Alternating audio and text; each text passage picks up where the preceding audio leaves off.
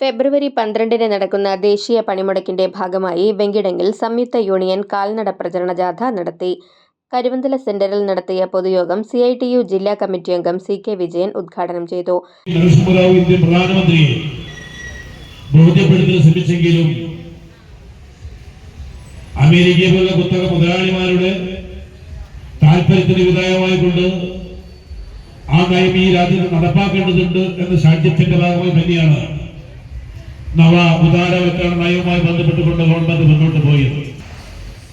തുടർന്ന് captain AITUC panchayat secretary CP ജോൺസന് പതാക കൈമാറി. ജാഥ മാനേജർ EV പ്രബീഷ് അധ്യക്ഷനായിരുന്നു.